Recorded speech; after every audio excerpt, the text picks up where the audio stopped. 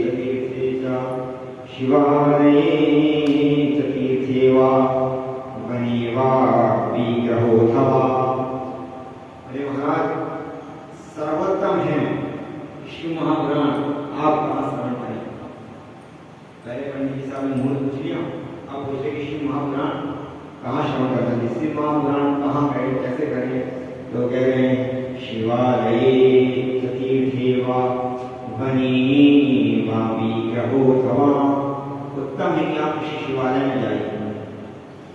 अगर शिवालय में इतनी पर्याप्त व्यवस्था नहीं है कि आप लोग 2-4 बैठकर भजन कीर्तन करते हुए कथा श्रवण कर सकें, तो आप कहीं तीर्थ में चले जाइए, किसी तीर्थ में जाइए, और तीर्थ में जो है 10-25 या 2 लोग मिलकर वक्ता श्रोता समुचित व्यवस्था हो, वहां पर बैठकर आप जो है इस कथा का रसास्वादन करें। महाराज तीर्थ भी नहीं कर सकते हैं, तीर्थ भी दूर है और हम सक्षम नहीं है। सबसे बड़ी बात तो ये है ना कि उन्होंने कह दिया कि आप इस स्थान में जाए, तो इस स्थान में वहाँ की व्यवस्था और हमारी व्यवस्था, हमारे अंदर इतना सामर्थ्य शक्ति होना चाहिए कि हम अपना घर छोड़ के वहाँ उस स्थान में रह सकें। तो ये तो गुरु कृपा है कि हम लोग को जो है शिवालय मिला, वो भी परंपरागत, जहाँ हमारे गुरु जी बैठ के अभिषेक पूजन करते हैं, वो शिवालय है। उसके बाद कहते हैं शिवालय तीर्थे वा, अगर शिवालय में तीर्थ में जाए तो हमको शिवालय भी मिला और तीर्थ भी मिला। परम सिंह आश्रम, जहाँ पर जैसे संत महात्मा हमारे गुरु परम यहाँ का निवास करते रहे, ऐसा परम तीर्थ हम लोग को गुरु कृपा से, महादेव कृपा से सुलभ हो गया। शिवालय तीर्थे वा वने वा विग्रहोऽथवा। अथवा महाराज तीर्थ भी नहीं है, तीर्थ क्षेत्र जैसे होते हैं हरिद्वार है, काशी है, वृंदावन है, यहाँ पर तीर्थ में व्यवस्था, राम काशी में आप कहाँ रहेंगे, रहने की व्यवस्था, खाने की व्यवस्था, रुकने की व्यवस्था, इतने लोग रुकने कहाँ से व्यवस्था होगी? तीर्थ में जो भीड़ भाड़ वहाँ पहुँच जाएगा तो क्या? शिवालय में व्यवस्था नहीं, तीर्थ व्यवस्था नहीं, तो आप किसी जंगल में चले जाइए ना, जंगल में जाकर झोपड़ियाँ बना लीजिए, और जंगल में जाकर नहीं तो बट वृक्ष नीचे निवास करके जो है शिव महापुराण और वो बिना तो महाराज वहाँ जाने में सक्षम नहीं और चले जाए वहाँ व्यवस्था ना कर पाए। अगर हम तैयार, तो हमारे पंडित जी तैयार हैं, की व्यवस्था चाहिए, और पंडित जी तैयार होगा तो हम फिर आप लोग फिर चालू हो जाएंगे बाहर लेके।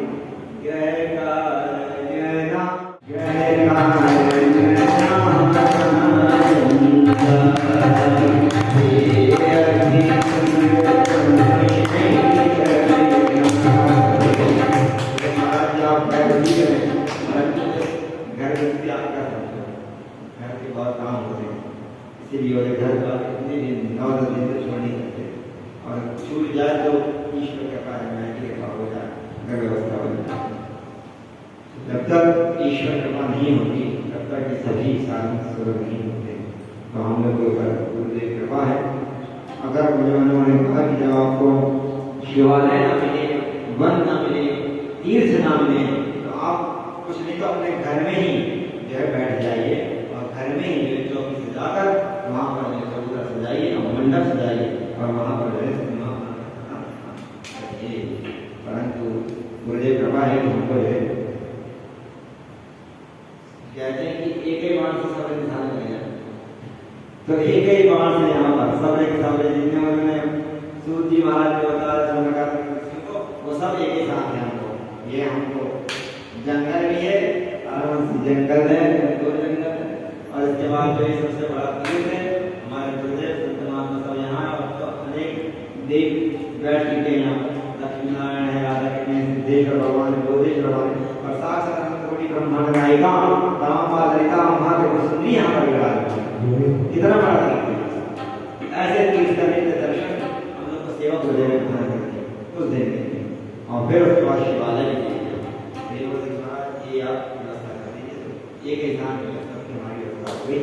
और फिर आप जो है घर में ही किसी स्थान पर जाकर उसका लेपन वगैरह करके और उनका मंडप सजा करके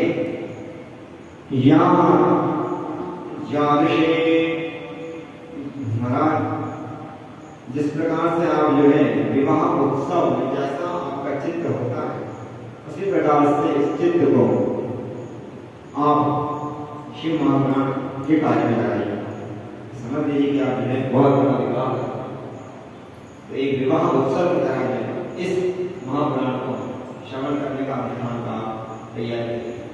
सबको आप सम्मान पूर्वक को बुलाइए कि आप आइए कथा श्रवण करिए, और नहीं करते हैं तो उनको बोलिए आप नित्य करिए, नित्य नहीं करते हैं तो कम से कम एक दिन करिए, एक दिन भी नहीं करते हैं तो कम से कम 1 घंटा श्रवण करिए, 1 घंटा नहीं करते 45 मिनट करिए, 1 मिनट करिए, 1 मिनट नहीं होता तो आधा मिनट करिए, उतना भी ना हो तो कम से कम 1 क्षण के लिए आइए और कथा श्रवण करिए। हम तो ईश्वर के पास करवाई दे रहे हैं, आगे आपके आगे आप मुहूर्तम वा तदर्थम वा क्षणं च वा। अरे महाराज इतने दिन नहीं कर सकते तो कम से कम 1 मुहूर्त ही जो है भगवान की कथा का श्रवण करने का लाभ उठा लीजिए। ईश्वर की कृपा हो गई तो पता नहीं कब कौन सी युक्ति, कब कौन सी कथा, कब कौन सी बात मुझे आपके दिमाग को मिल जाए, ज्ञान हो जाए। और फिर उन्होंने तो गुस्सा में कुछ दिया, एक घड़ी आनी में तुलसी चर्चा शिव जी की कटे तो दिया कटे तो दिया इसी बात रामचंद्र महाराज जो है कभी वेद शास्त्र इतिहास पुराण करनी पड़े तो जिन लोग को वेद शास्त्र पढ़ने का अधिकार नहीं है उनको तो रामचंद्र महाराज पढ़ना चाहिए। उसका चौपाई दोहा भोग तो पाठ कर रहे हैं, उसके साथ साथ उसका हिंदी अर्थ भी पढ़ना चाहिए। वो भगवान नाम की भक्ति तो आपके अंदर उत्पन्न करेगी, साथ में आपको जीवन जीना सिखा देगी। बहुत से लोग कहते हैं इसका अधिकार नहीं, उसका अधिकार नहीं, तो से कहाँ से मिले? अब देखिए जिस बात उसी महापुराण में कह रहे हैं उसी बात बड़ी सरल तरह से हमें कह दिया कि गोस्वामी तुलसीदास जी ने एक घड़ी आधी में दुनिया मैं कह रहे हैं भोगम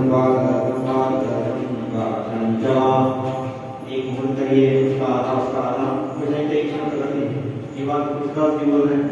तो हम लोग जो है सकुटुंब सपरिवार बता दीजिए कि महाराज बंधु बांधव हो कथा श्रवण करने आइए, आए तो ठीक है, वरना आए तो गलत मान। तब हम लोग कथा का आनंद लेंगे, फिर उन्होंने कहा कि जब सब इकट्ठे हो जाए, आए तो ठीक है, ना आए तो ठीक है। और जो श्रोता है और वक्ता है उसके विषय में उन्होंने कहा कि श्रोता को ब्रह्मचर्य का पालन करे, भूमि में शयन करे और जो बाध्यता में भोजना कम से कम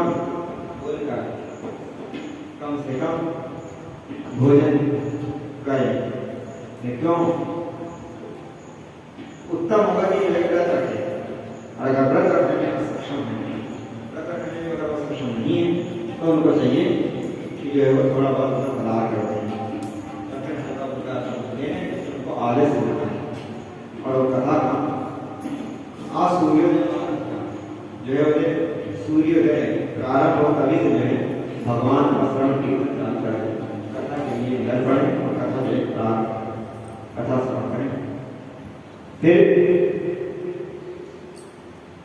इस प्रकार कथा श्रवण करते करते और जो उन्होंने कहा कि आपका नियम संयम बता दिया कि आप जो है जब कथा श्रवण करें जो है व्यर्थ की वार्तालाप न करें, किसी प्रकार से झगड़ा न करें, अधिक से अधिक समय केवल कथा में दें और नियम संयम पूर्वक रहकर भगवान का कथा श्रवण का लाभ करें।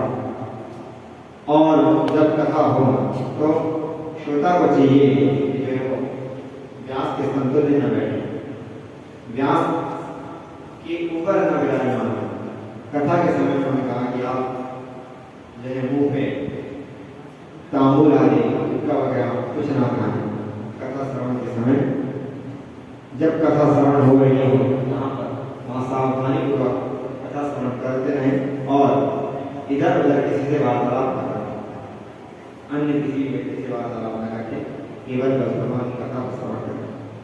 किसी की निंदा ना हो, किसी का अपमान ना हो, उसका ध्यान करते हुए बस केवल कथा का श्रवण करें और नित्य जो है शिव महापुराण पूजन हो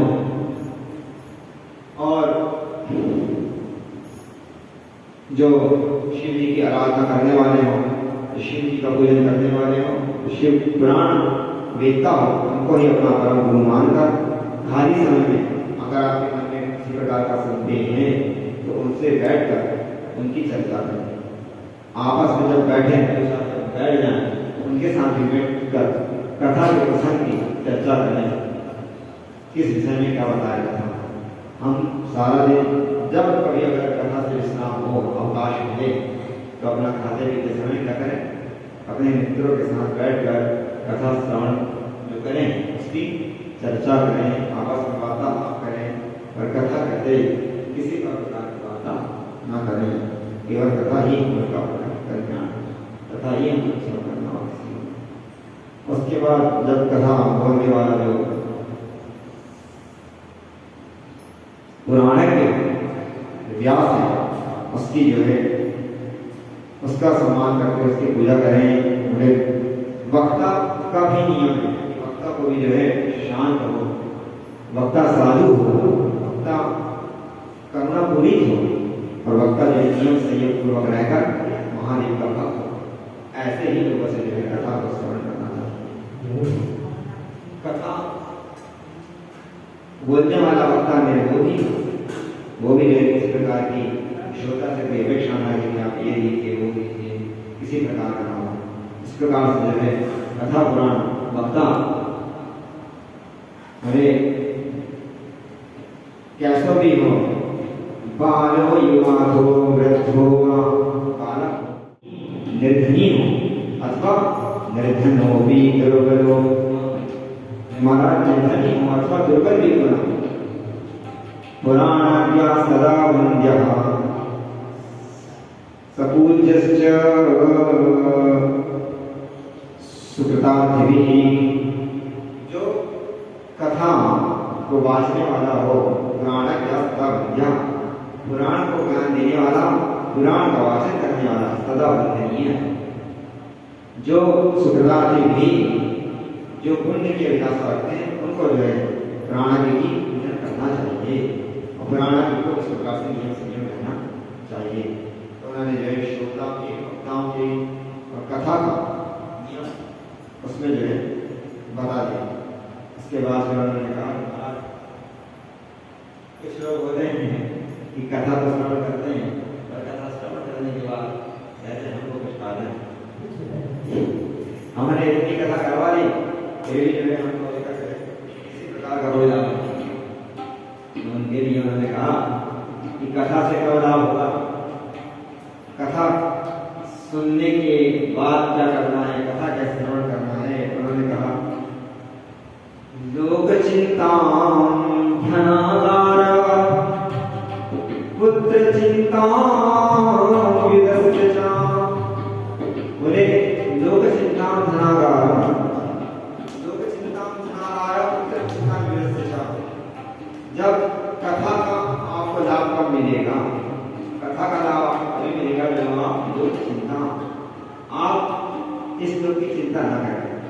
हम यहाँ पर है वो वहाँ पर कैसे होंगे, हम यहाँ पर हैं हमने आज क्या करा है, हम यहाँ पर हैं परंतु पूरे कुटुंब कबीले का ध्यान कर रहे हैं, क्या पहन रहे हैं, क्या खा रहे हैं। हम तो यहाँ पर इस तरह से उत्साह मना रहे हैं पर हमरे भी नहीं कैसे जी रहे भैया बैठे। हम यहाँ पर बैठे सोच बस कैसे रह रहे हैं। लोक चिंता, लोक में क्या हो रहा है, मोदी जी के क्या हाल है, योगी जी के क्या हाल है, कहाँ देश में उठा पटक हो रही है, थोड़ा सा न्यूज देख लेते हैं। जैसे कहता सोशल मीडिया देख ली एक बार, तो इनसे आपको व्यक्त होना चाहिए। चिंता धनागार, धन की चिंता कितना बढ़ता है, व्यवसाय उधर बढ़ रहा है कि घट रहा है।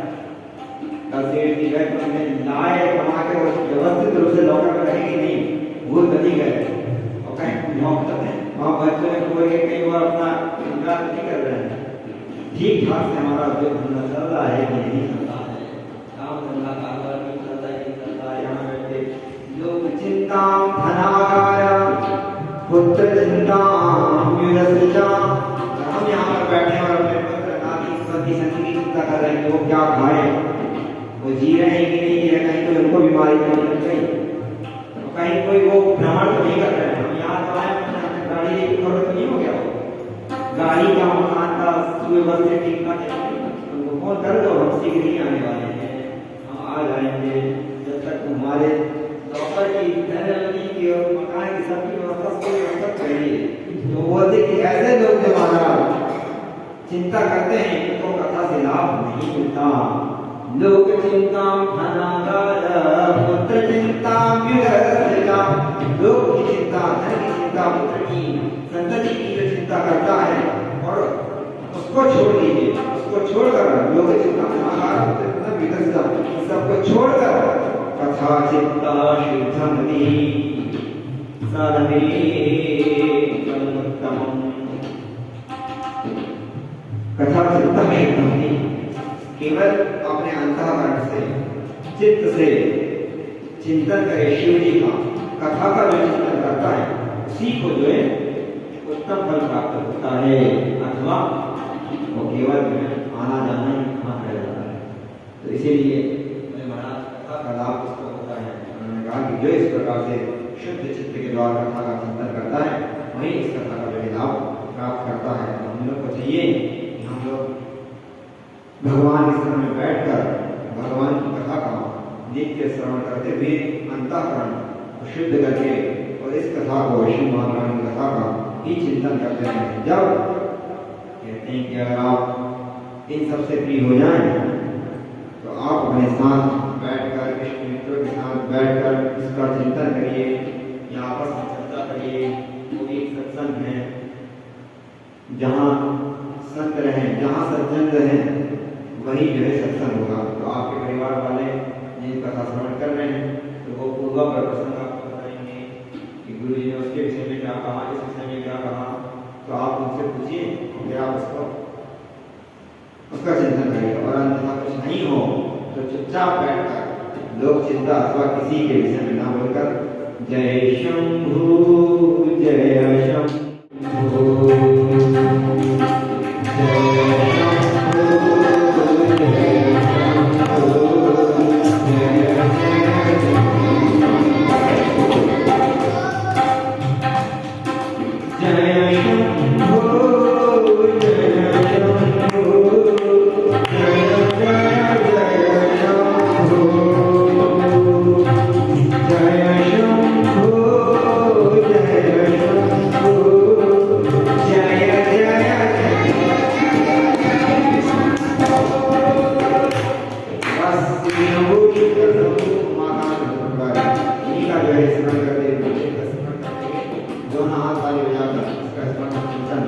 जब आप कीर्तन करेंगे तो होगा तो आपके पास कीर्तन चिंतन करेगा।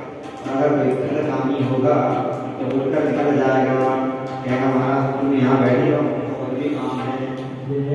तो जो है काम धंधे वाले और संसार में भ्रमण करने वाले जिनका मन यहाँ नहीं रहेगा तो उसके तुरंत जो है वो वहाँ से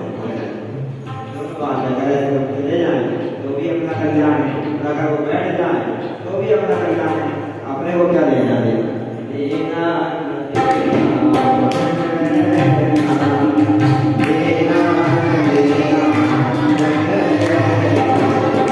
तो छोड़ रहा है दुनिया, अरे हम छोड़ रहे हैं वो गली जिसमें ये प्रपंच था। अब तो केवल हमारी शरण में आ गए और जो अपना इसका चिंता करे वो हमारा, हमारे हरि का नहीं, वो हमारे किसी काम का नहीं। जो शिव की चर्चा करे वो हमारा, जो शिव की चर्चा ना करे वो हमारा कोई काम नहीं। इसलिए फोन में हर बात करो, एकांत में रहो तो शिव का चिंतन करो, सबके साथ रहो तो शिव की चर्चा करो, और अन्यथा सबको बताओ हर हर महादेव। तो हम लोग को यही करना है, हम लोग करना है बस केवल भज शिव शंकर।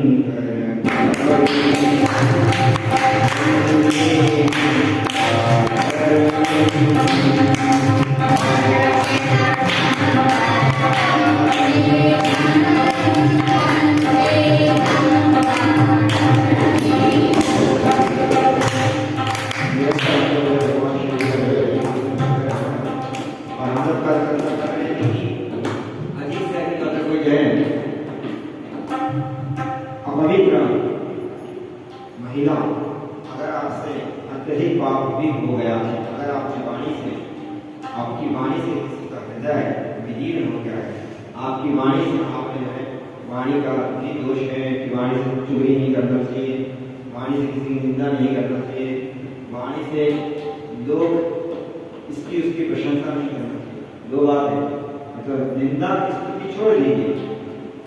अन्यस्य दोष गुण चिंतन मासुनुत्वा, अन्यस्य दोष गुण चिंतन,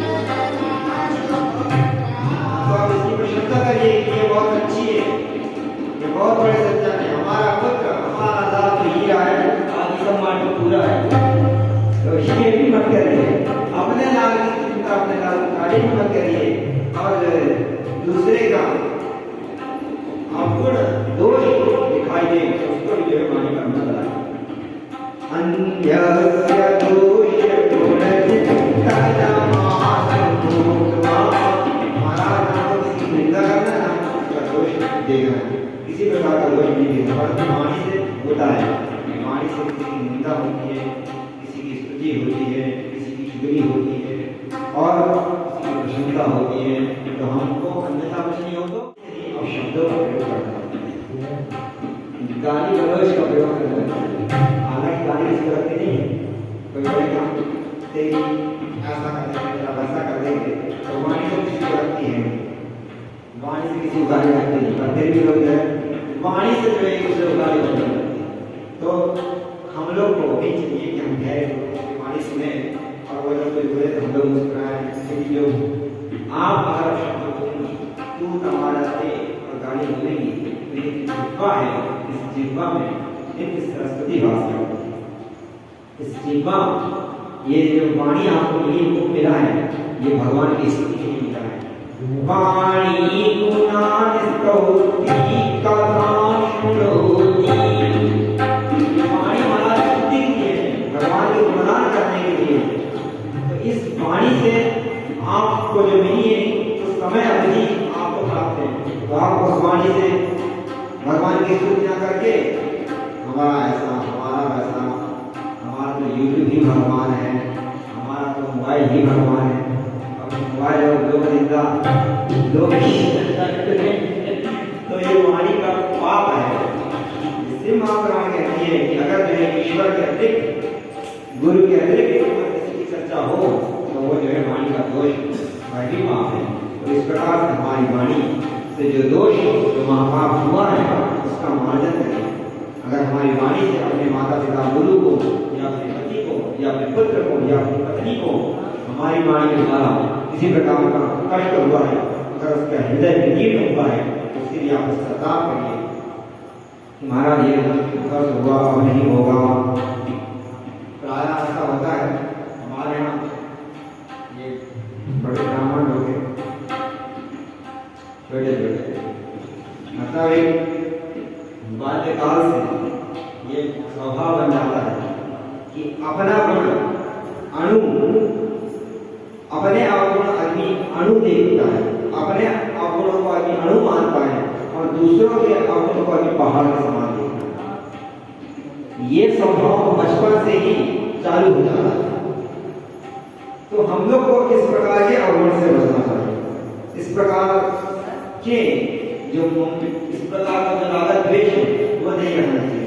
हमको आत्मनिरीक्षण करना है कि हमारे अंदर कितने अवगुण हैं, हमारे अंदर जो कमियां हैं उसको हम पूरी करें।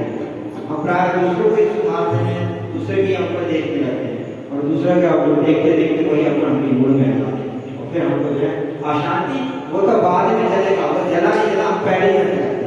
क्यों? क्योंकि अवगुण रूपी अंगार को आपने अपने शरीर में धारण करती है तो वो बाद में चलेगा, आप पहले चलते रहेंगे, आपका भजन पूजन छूट जाएगा, आप बैठे रहेंगे तो कहेंगे वो चीज सुधार रहा, उसको सुधार देंगे, उसने ये गलती करा, उसको वो चीज ऐसी गलती ना करे। हमारे बच्चे जो है दिन भर बात करता है तो जी इसने ऐसी गलती करा, इसने ऐसी गलती कर दी और उनकी जो गलती होगी वो नहीं बताती। अब गलती सबसे होती है संसार में, ब्रह्मा को देकर ईश्वर को देकर संसार में ऐसा कोई भी नहीं है, कोई भी इनसे मात्र अवगुण ना, सबके अंदर अवगुण तो है। ऐसा कोई संसार में वस्तु नहीं जिसमें कुछ ना कुछ कमी ना हो, सब में कुछ ना कुछ कमी रहती है। और इस संसार में ऐसा कोई भी चीज नहीं जो किसी काम का ना हो, प्रत्येक चीज में कुछ ना कुछ सद्गुण होता है। हम लोग जो उस सद्गुण को ग्रहण कर लेना है और उसको जो अवगुण दुनिया है उसको छोड़ देना है। तो इनका हम लोग का जो स्वभाव है कि दूसरों के अवगुणों को अपने मूल करते हैं, तो हमको उनका चिंता नहीं करना है।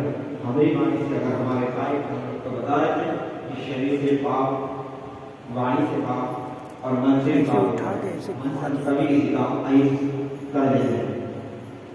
हमारे गुरु जी थे, इसलिए नहीं घुमाए, वो तो सदा सदा साथ होते थे, परंतु वो उनके अंदर किसी प्रकार का लोग होता है, जहाँ लोग होता है वहाँ पाप होता है, उनके अंदर किसी प्रकार का लोग है नहीं। तो असल में माता पिता या गुरुदेव शिष्य को अपने कल्याण के लिए बोलते कि ऐसा करो ऐसा नहीं करो, और जब शिष्य नहीं मानता तो डांटते हैं, तो वो सोचता है हमारे महावैरी हमारे शत्रु, या तो तुम भगवान तो हम तुमको छोड़ दो, या तो हम तुमको मारे या तुम्हारे छोड़। तो जब हमारे गुरु जी लोग कल्याण के विषय में कुछ बोलते थे तो लोग उनका विरोध करते थे। काफी लोग जो है अनेक अनेक शास्त्र के विषय में, धर्म के विषय में लोग गलत वक्तव्य देते या अधर्म धर्म ऐसा आचरण कर रहे जिससे धर्म, मठ मंदिर, ईश्वर को, तीर्थों को क्षति पहुंचने लगे, तो उसके विषय में जो है गुरु जी समय समय में चेताते थे, ऐसा मत करो, ऐसा मत करो, तुम्हारा अहित होगा। अब प्रत्येक व्यक्ति खाली तो बैठ नहीं सकता, कुछ ना कुछ तो बुरा बात करेगा, या तो अच्छा करेगा बुरा करेगा। तो सज्जन कहते हैं हम कुछ नहीं करेंगे, जब रहेंगे तब करेंगे, हम रहेंगे तब का कुछ करेंगे, हम कुछ करेंगे। तो ये तो ऐसा हो नहीं सकता कि हम कुछ ना करें।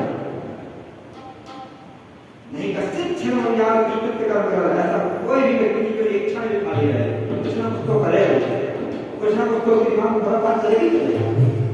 तो प्रत्येक जीव जो है साधु लोग अच्छा काम करेंगे, असाधु होंगे, मूर्ख होंगे, दूसरे क्षति पहुंचाने।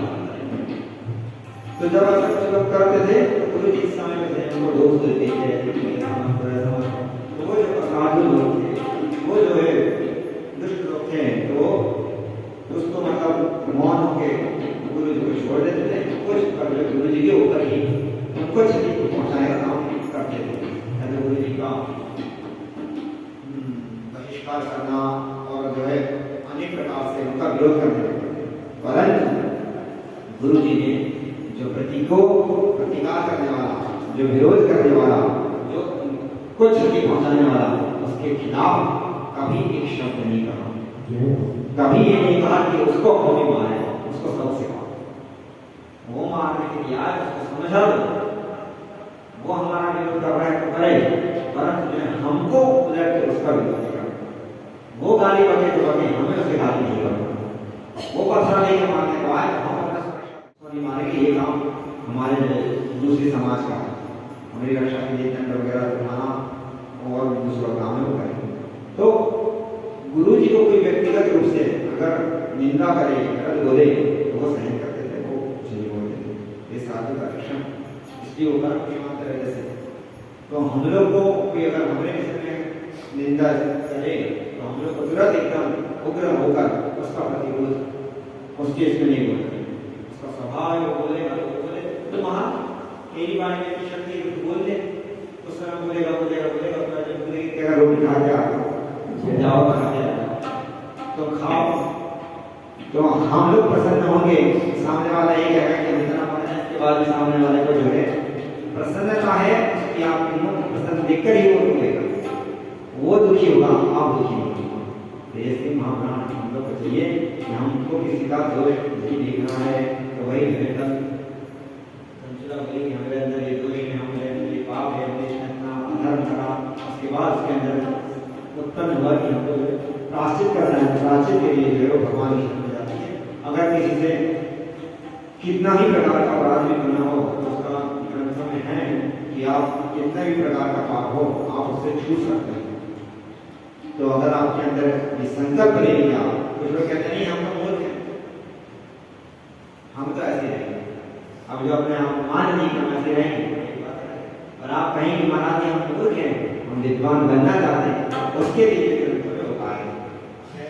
अगर आप कहें कि हमारे से गलती हुई है, हमने वाणी से किसी को गाली पकड़ी है, हमने शरीर से किसी जीव को मार दिया, हमने शरीर से परपुरुष को मार दिया है, हमसे गलती हुई है, इसका शोधन करना है, उसके लिए ग्रंथों में लिखा है। अगर आपको लगता है कि हमसे हत्या हो गई या हमने अपने गुरु से तेजवानी बात कर दी, हमने माता पिता का अपमान कर दिया, हमने अपने सास ससुर पति का अथवा हमने अपनी पत्नी को कुछ अपशब्द बोल दिए, तो हमसे बहुत बड़ी गलती हो गई, इसका हम प्रायश्चित करना चाहते हैं। अगर आपके मन में आ गया तो प्रायश्चित का विधान है, आपका अंतःकरण शुद्ध हो जाएगा, आप निष्पाप हो जाओगे। श्री महापुराण कथा में बता इन सबको करने के बाद आपका अंतःकरण शुद्ध होगा, तो आप शिव जी की कथा श्रवण करेंगे। और फिर वो बोलते हैं कि महाराज इस संसार में शिव जी की कथा ही श्रवण करना ये सीख दिया, आप पैदा हुए। ते जन्म भाजा खरु जीवनोगे, ये वही सदाचार इस संसार में ये जन्म भाजा जीवनोगे, इस संसार में जीवन देना सार्थक है जो भगवान विश्वनाथ का, भगवान महादेव का या भगवती का चिंतन करते हैं, उनका ध्यान करते हैं। उसके अतिरिक्त अपने किसी का चिंतन नहीं करना, न पुत्र का, न पुत्री का, न बेटा का, न बहू का। क्यों? स्पष्ट कर दिया, ये वही सदा एक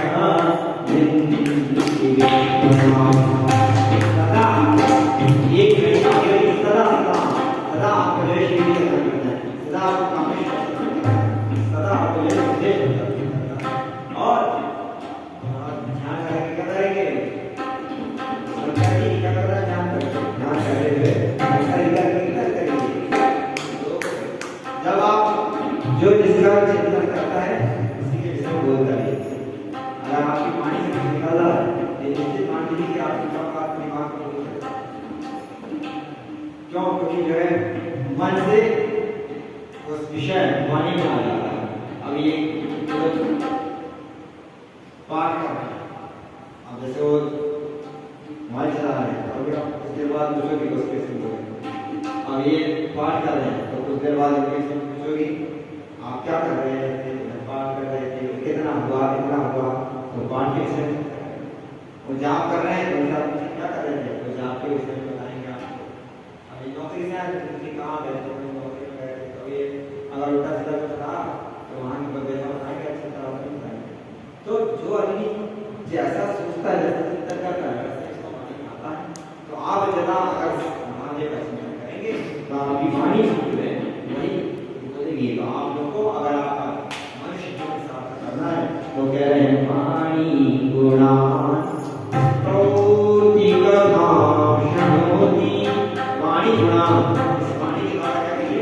भगवान के गुणों का गान करिए। वाणी के गुणान स्तौति, महाराज भगवान के गुणों का गुणानुवाद करते रहिए और इस वाणी से जो है भगवान विश्वनाथ का, भगवान देवादेव महादेव का सदा सर्वदा उनको सुनाते रहिए, बोलते रहिए। और सुनना क्या है?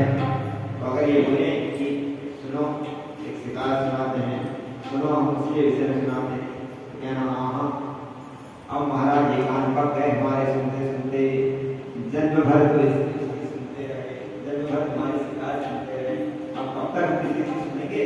अब सुनने का समय नहीं रहा, अब हमको लेकर परिवार के विषय में बताओ। अब लोग चिंता सुना रहा है, लोग चिंता सुना रहा है, लोग चिंता है, लोग के बारे में बताओ, संपत्ति बेटा हो के बारे में ना हम इनकी प्रशंसा सुनना चाहते, ना हम इनकी दोष सुनना चाहते। अब केवल ये कथा श्रवण करेंगे तो महादेव की कथा श्रवण करेंगे। ये कान भगवान ने दिया है तो कथा श्रवण करने के लिए दिया है, किसी और की कथा सुनने के लिए काम नहीं है। अब एक श्रवण इंद्रिय के द्वारा करिए।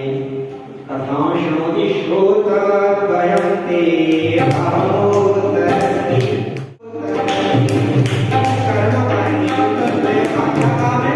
जो भगवान की विश्वनाथ की कथा सुनेगा वही इस संसार से कल्याण को प्राप्त करेगा, उसी का उद्धार क्या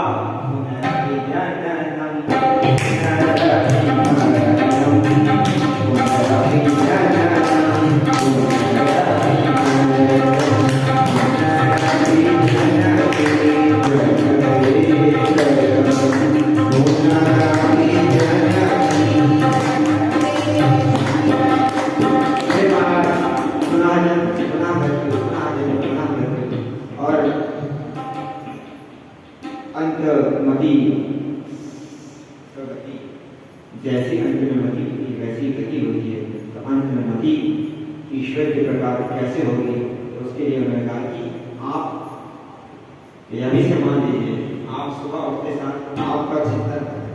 अगर आपका चिंतन संसार का है तो आप समझ लीजिए कि आप नीचे गिर रहे हैं। आप तुरंत समझ जाइए अक्षम एकदम हमको अपना कल्याण करना है। हम गलत जगह जा रहे हैं कि सही दिशा में जा रहे हैं, या हमको खुद अपना निर्णय लेना है। हम प्रातःकाल उठे देखिए क्या आपका चिंतन क्या होता है।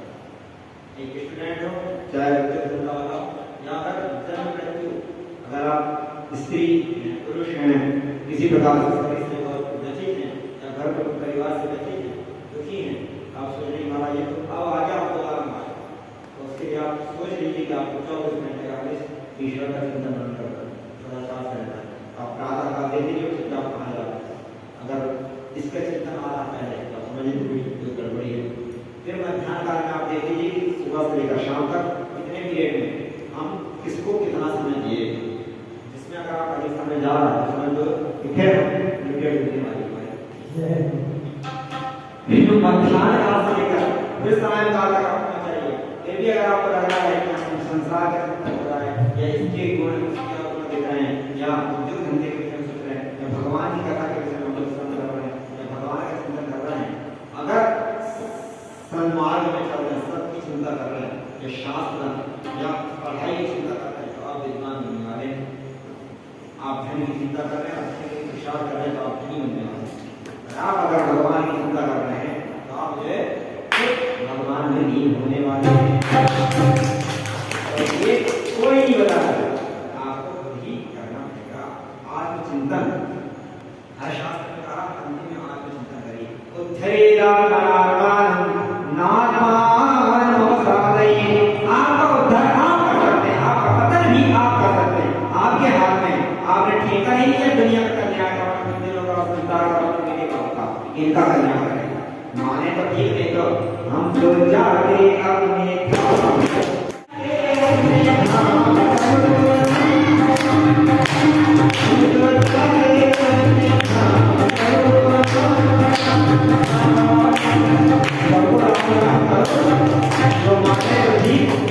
माने जाए तो अपना, ना माने तो अपना। आया है तो जाएगा, राजा है वकील। अगर तुम भी आगे नहीं पड़ जाओगे, हम कहाँ नहीं पड़ जाएंगे। जिसको लगे खूब गाली गलौज देना और तुम्हें लगता है कि खूब पैसा ही लेंगे तो खूब पैसा कमाओ, हमसे वोट लेके जाओ।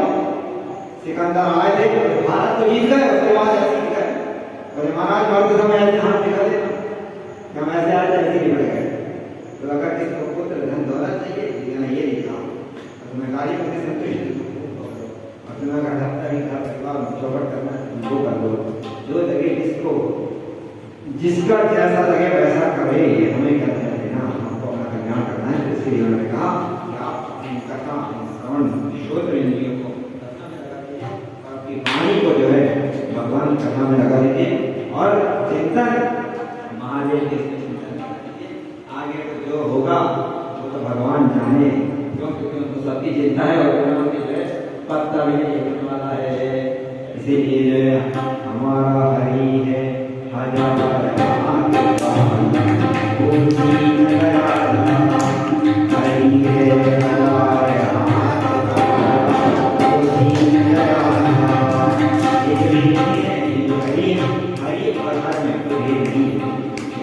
लोगों ने संप्रदाय दिया है कि शिव जी की पूजा नहीं करना चाहिए।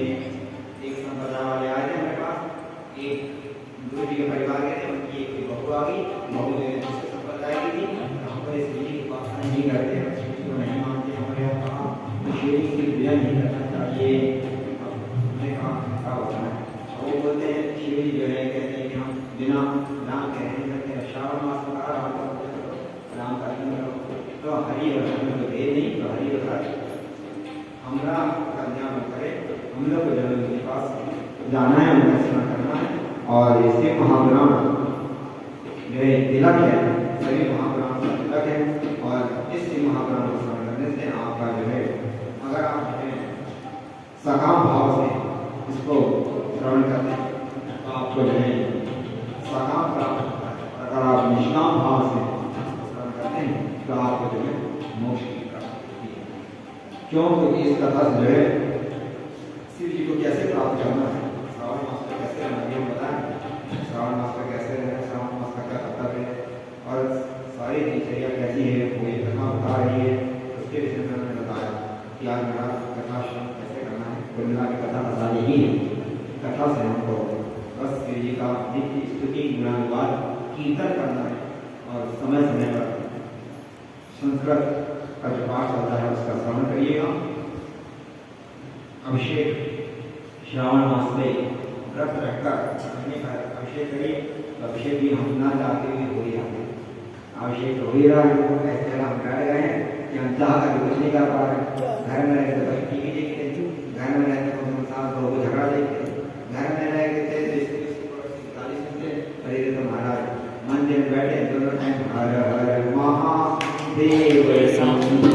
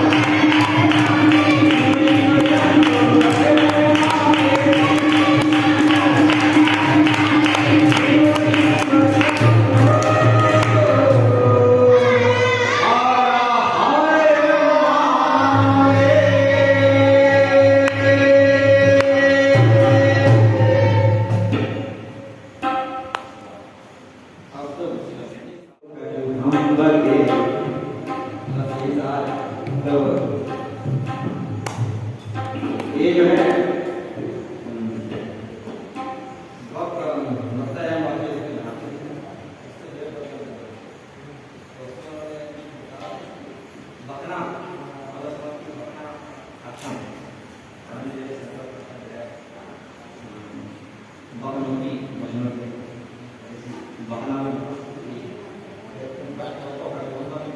जो है सोने का महाराज तुम कल फिर आएगा फिर जो है उसमें वो हो जाएंगे सुबह आ जाना ब्रह्म को शॉर्टकट में बता के बस बाहर दिमाग बनाने लगा चिंता नहीं हमारा ये करने की हम के पास जाएंगे और फिर जाएंगे माई बाप आगे मरो लोग बोलेंगे थोड़ा बहुत फिर भजन कीर्तन करेंगे हमारा फिर महादेव का पूजा होगा अभिषेक होगा उनका उनको जो कुछ खिलाया पिलाया जाएगा वो हम लोग खाएंगे पिएंगे तो फिर उसके बाद हरे हरे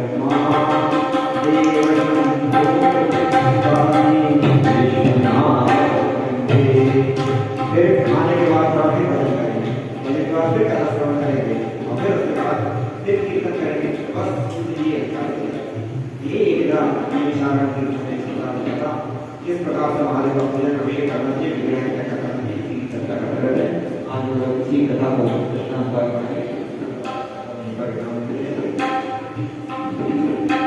शंकर भगवान